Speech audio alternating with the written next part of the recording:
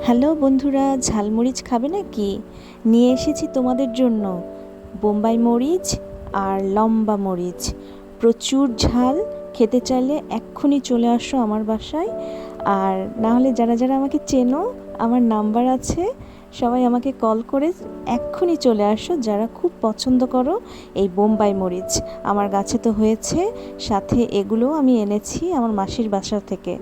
আর ও মা, সকালবেলা উঠে দেখি এই যে ফুলগুলা টকটকে রং হয়ে আছে আর এত সুন্দর লাগছিল বারান্দায়।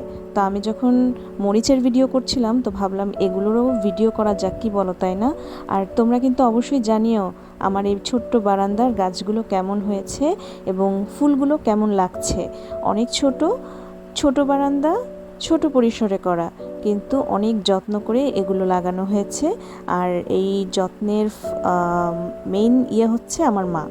তো সবাই জানিও কিন্তু।